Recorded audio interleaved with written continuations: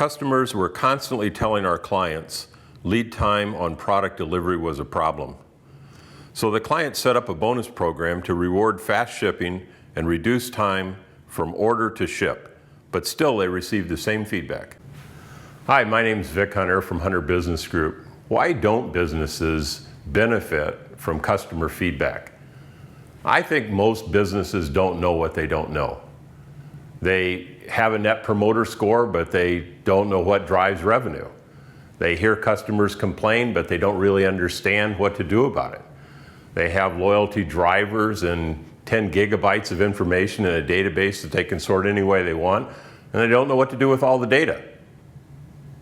Without action, the customer survey process often ends up a waste of thousands of dollars that drains the sense of trust in the customer relationship. Businesses end up vaccinating customers by asking for feedback, increasing future expectations, and then letting them down by failing to act on it.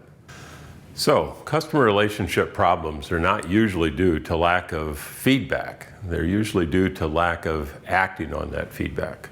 So, what did our client do? They went back and did more research.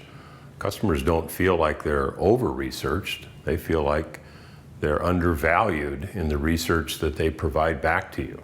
So our client became very engaged in acting on that information, and the surprise was finding out what the customer's real needs were. It turned out that low product line inventory required delivery to customers exactly when it was promised. So a faster shipping process only created greater uncertainty for the customer and further production problems. So, how do you solicit customer feedback so that it can and will be acted on? First, focus on customers you value. What are their names, their roles, and business segments? Second, ask questions that matter to you and to your customer. Questions whose answers can convey frequency and severity of problems, prioritize the pain points, and the need to get them fixed. Predefine how you will act on customer feedback within 100 days and in building a more valued relationship. Third, make it a goal to use surveys to reach a targeted percentage of customers you have identified. Field the research, gather the data, and make your observations. So now you have the research, but never assume you know just from the research how to solve the problems or improve the relationship. Form a customer advisory team for the top 3 areas of potential value. Collaborate and facilitate work with each team to understand the research, balance the effort to impact, and build an action plan. Publish each team's action plan with your new understanding of customer needs, your capability to meet those needs, and your commitment to follow through on action with expected outcomes and timing.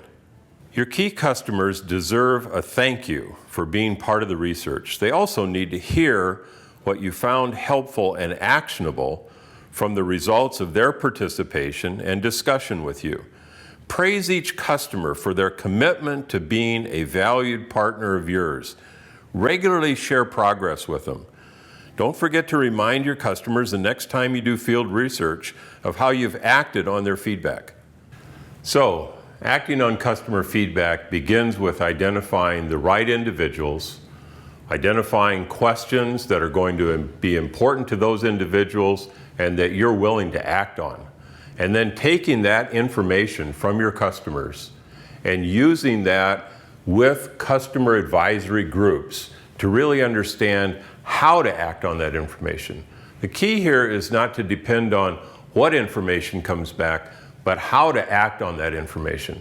So equipped with the right audience, with questions that are meaningful to the audience and to you, and with a clear understanding of how to act on that information, you're going to be able to get benefits out of the feedback.